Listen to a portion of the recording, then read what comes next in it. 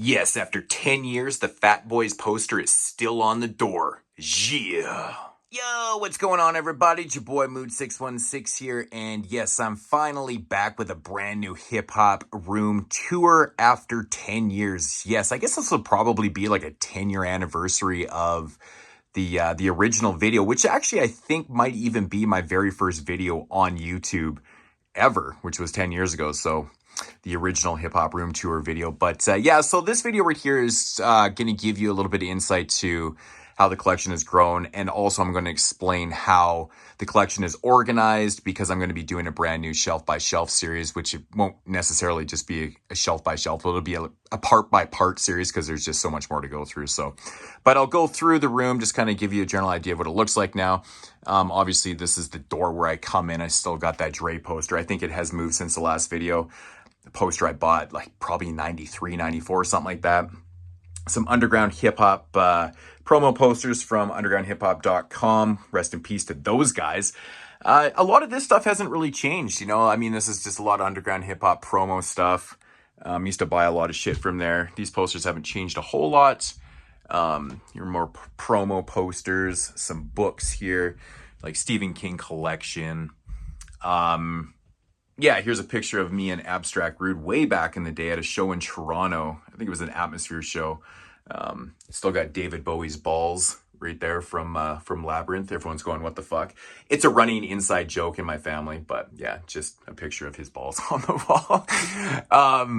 But yeah, so yeah, some posters haven't really changed. I know this desk is probably new. That's where my wife does the books for our business. Still some of the same old posters back in there.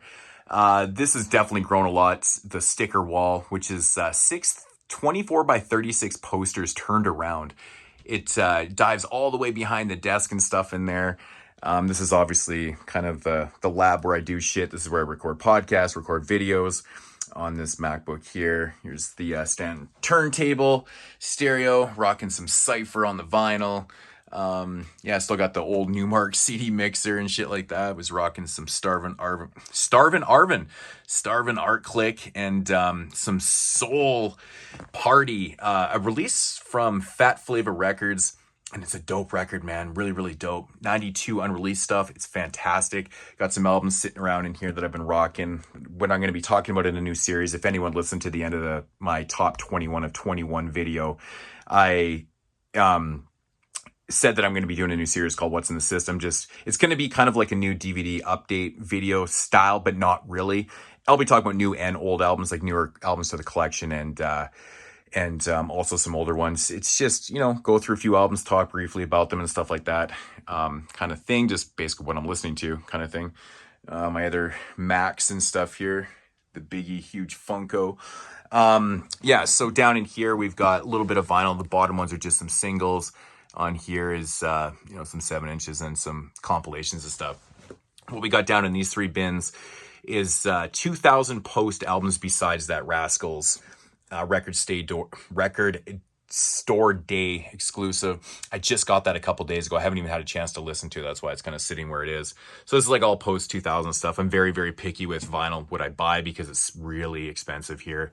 And I usually just buy my favorite albums on it. So but yeah, down in here, this is all 80s and 90s stuff in these 4 bins. The camera doesn't really do it justice. These are huge bins. There's actually quite a bit in each bin, which is kind of crazy. But so this is definitely brand new to the collection. Before, if you guys recall, these 2 custom made shelves for my mother-in-law was the collection before, basically.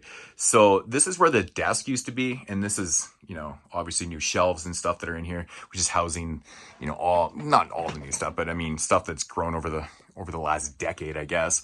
So up in here we've got just a whole whack load of hip-hop related books that I've read most of them. Some of the ones on the end here I just got in the last couple of months, so I haven't got a chance to read them. Some vinyl box sets up there and shit. I just got this Dilla Time book today. I'd pre-ordered this when it came out a month ago or whatever, and it finally shipped. Thank the fine people over at Amazon.ca, right? Yeah, so there's one half of the techniques. But yeah, so this whole section is brand new. You know, of course, like I said, these are more CD shelves. I know the Funkos weren't around 10 years ago, but those are all new. This stuff's still kind of on there. The collection still got the skateboard in the corner. Of course, people are always screaming and yelling at me, but that board was bought never to use. So what we got over here in this extended part of the collection is basically these CDs are just, you know, rock, metal, various genre music. I've got Parliament and Funkadelic albums in there to freaking Madonna to like everything. It's just crazy. There's tons of shit in there that I like to listen to, you know, every once in a while.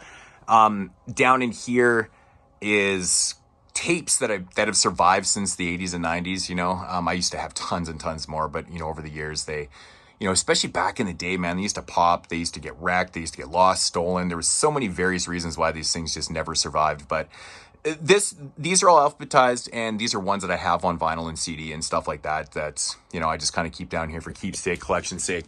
Now, these ones right here, this section of tapes are ones that it's the only format I own these albums on right here. This first stack over here is just continuation of that, albums that I don't have on any other formats, just tape only. This middle little stack here are modern albums that have tape releases, you know, like, but I do have these two, these People on the Stairs on vinyl and CD and stuff, but ones that are just modern releases on tape. And this little stack here are old school modern releases, or kind of just reissues kind of thing and stuff. So, which I don't really buy a lot of it, and I'm not against buying reissues and stuff. I just don't buy a lot of them. It's just kind of weird. So those posters haven't really changed a lot in the collection. The old Beat Factory Rap Essentials concert I went to back in '96, man. It's kind of crazy. Still have that poster. Yeah, People on the Stairs.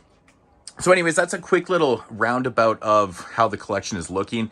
Now, as for how it's organized, it is basically A to Z, with a few little quirky things in here. I do have all my soundtracks, which will be starting in here. They're all separated, of course. All the compilations are separated, which is on those two shelves. This shelf right here is just all Chopped Hearing records, the CD line that they're all have numbered. And of course, at the bottom is the three shelves of Canadian hip hop. Now, I've been asked many times over the years why I separate my Canadian hip hop albums, and it's because I used to have a radio show I did up at our local university here for about almost a decade, basically. I did it for, better part of a decade. And here in Canada, when you do radio, you have to play 35% CanCon content, which means Canadian content. So every hour you got to play 35% Canadian music. So instead of going through the collection and racking my brain every single show, I would just separate it, and I would go into here. I'd pick out all the shit I was going to play for Canadian content, and I would just do my show. So yeah, so that's why it's all separate. I always kept it separated because I think it's kind of unique that, you know, I have actually, that's quite a bit. It, you know, like I said, the video doesn't really do justice, but there's a shitload of albums in there. It's kind of crazy. But yeah, there's a lot of good stuff there. So, but as for the rest of the collection, there is a little bit of quirky things, like maybe not so quirky, but I have all my Cool Keith albums and personalities and projects all together. I have all my like Aesop Rock stuffs all together. I have all my Apollo Brown production together, and I don't do this for everything. Like I have, you know, the Ninth Wonder and Buckshot albums. I have that in the Ninth Wonder section because Ninth Wonder's name's first on there, and I do have a Buckshot section. There is a little bit of quirky things throughout the collection, so, and that's why I kind of wanted to explain this in this video, because I'm going to tell people to watch this video before they check out the, you know, the Shelf by Shelf series, just to kind of hear how the collection's organized so they get a better understanding before they start asking the questions I'm probably going to get asked anyways. I'm going to have to answer again and again and again. Where's this album? Where's that album? Where's this album? Where's that album? Like I used to have all my Snoop projects together, you know, like 213, you know, all that stuff, but that stuff's even separated now. So it is kind of quirky. Yeah. And that's the thing about hip hop though, man. There's so many intertwining albums, and like, where do you put them, you know, with producer MCs and stuff like that. And it's just how my brain works. I know where everything is. It doesn't have to work for everyone else. It's not really that quirky. There's just some things that are kind of maybe in weird spots, but I do know where they are. So, but yeah, so all the Cool Keys stuff is together. All the MF Doom projects are together. So when we come to the K's, there'll be no KMD. They'll be in the M section with the MF Doom stuff. So just shit like that. And I'm sure I'll get there. You have no KMD? Yes, I'm already answering that question right now. But yeah, some little, I don't know if I showcase the Funkos, but I don't really collect Funkos that much. I had to buy a few of them. I really had to get my hands on those Kid and Play ones. Those, because I'm a fucking huge fan of Kid and Play, and I don't care what anyone says, man. I think Kid and Play is fantastic. And the Run DMC ones were a must, but there's tons and tons I've passed on. I just wanted some of the ones I wanted to collect, so. But anyways, that's the short and long of the video. Here's the Big E one. Yeah, random Mac Dre album I just got. Haven't even listened to it yet. Rest in peace to Mike, man. Ugh, breaks my heart every time I look at this picture when I'm sitting here listening to tunes, man. Double K, man. God bless his soul. But yeah, so that is going to conclude. I think I covered everything. It's pretty basic. You know, obviously the collection has grown quite a bit from where it was 10 years ago. As you guys can see, yeah, it's a little bit ridiculous, I won't lie, but it is what it is. And I'm looking forward to doing the shelves again. Like I said, they're not going to be full shelves because, as you guys can see, I'll be starting with the numbers, which is just the first part of it, which I could probably get in one video. But the A's start here, obviously go to there, and that whole second row is all A's, and into I don't know. I think the thing is out, but yeah. So I think it's somewhere around here where it's, I don't know where it ends, but anyways, there's just sections of hugeness. So, but yes, that is going to conclude the video, dudes, and I will be back with part 1 of the CD collection shelf by shelf series very, very soon. Be on the lookout for what's in the system. Those are coming also.